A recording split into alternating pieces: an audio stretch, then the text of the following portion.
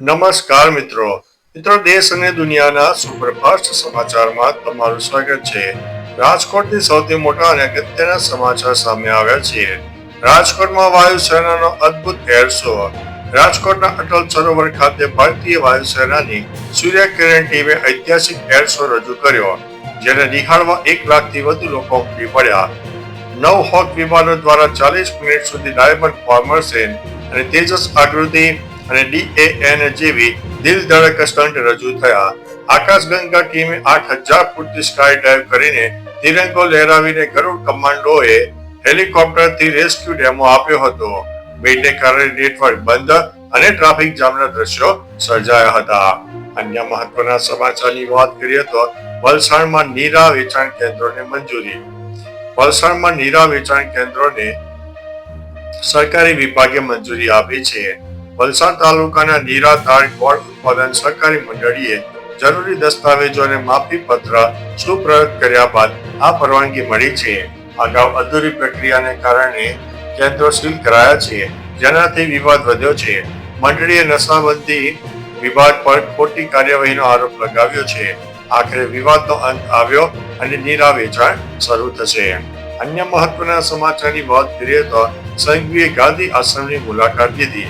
નાયબ મુખ્યમંત્રી હર્ષ સંઘવીએ અમદાવાદના પુનઃ વિકાસ પામનાર ગાંધી આશ્રમની મુલાકાત લીધી અને સમીક્ષા બેઠક યોજી.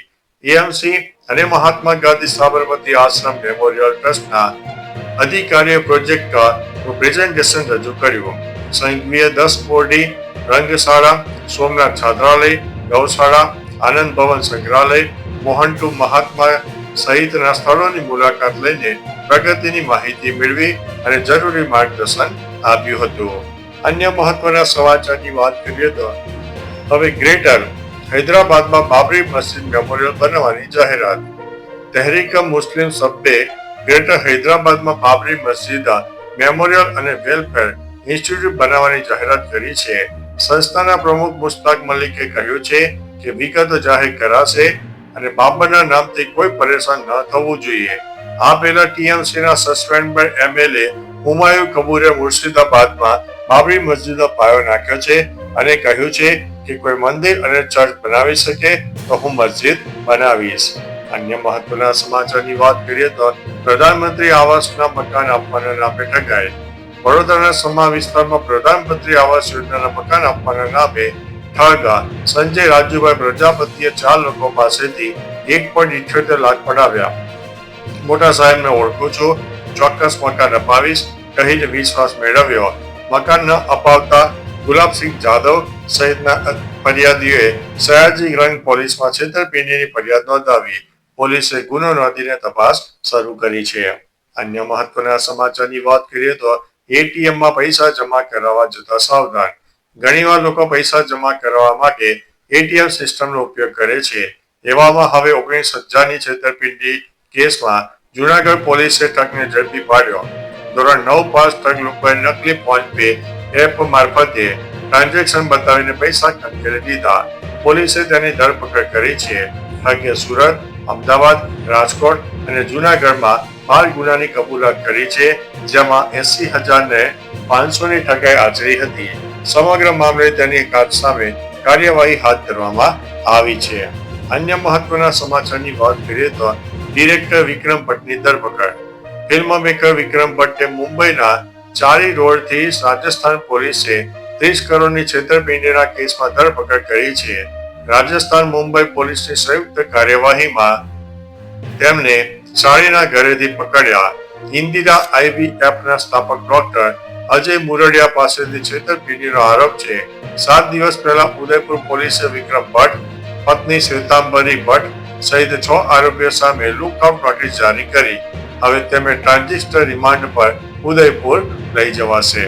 અન્ય મહત્વના સમાચારની વાત કરીએ તો અંકલેશ્વરમાં વાયુસેનાના સારંગ હોસ્પિટલોએ આકાશમાં ફેલાવ્યો જાદુ. ભરૂચ જિલ્લાના અંકલેશ્વર એરસ્ટ્રીપ પર ભારતીય વાયુસેનાની સારંગ ટીમના 4 હેલિકોપ્ટરે અદ્ભુત કરતબો રજૂ કરીને શનિવારે 4500થી વધુ શાળાના બાળકોને મંત્રમુગ્ધ કરી દીધા.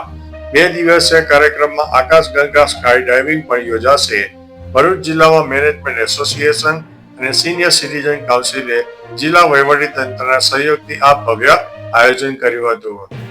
મિત્રો, અન્ય મહત્વના સમાચારની વાત કરીએ તો ભાજપના સાંસદનો મોટો ધડાકો. ભરૂચના લોકપ્રિય સાંસદ મનસુખ વસાવાએ ગુજરાતમાં રાજકારણમાં ખળભળાટ મચાવ્યો છે. તેમણે દાવો કર્યો છે કે બીજેપી અને આપ નેતાઓ સેટિંગ કરીને આદિવાસી વિસ્તારોમાં મોટા પાયે તોડ અને ભ્રષ્ટાચાર કરે છે. આપના નિરંજન વસાવા અને પત્નીએ કેવડિયામાં કરોડોની જમીન ખરીદી છે. એક આપ નેતાએ 75 લાખની માંગ કરી છે અને 50 લાખનો તોડ કર્યો હતો. વસાવાએ ચેતવણી આપી છે કે આવું તોડ પાણી વિકાસ રોકશે અને કોઈને નહીં છોડે. અન્ય મહત્વના સમાચારની વાત કરીએ તો હોસ્પિટલમાં કાર્ડિયાક કૌભાંડ, PMJAYમાં 42 લાખની હેરાફેરી. જામનગરની ઓસવાણ આયુષ હોસ્પિટલમાં મોટું કાર્ડિયાક કૌભાંડ સામે આવ્યું છે. જરૂર ન હોવા છતાં 35 દર્દીઓને બિનજરૂરી સ્ટેન્ટ બેસાડીને PMJAY યોજનામાંથી 43 લાખનું બિલ મેળવાયું હતું.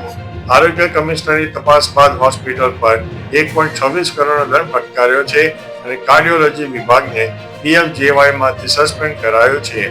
આરોગ્ય તંત્ર દ્વારા તંત્રની નિંદા પર વ્યક્ત કરવામાં આવી છે અને કડક કાર્યવાહીની માંગ ઉઠી છે. ચાલો મિત્રો, ફરીથી દેશ અને દુનિયાના સુપરફાસ્ટ સમાચાર લઈને મળતા રહીશો. ત્યાં સુધી અમને રજા આપશો. નમસ્તે.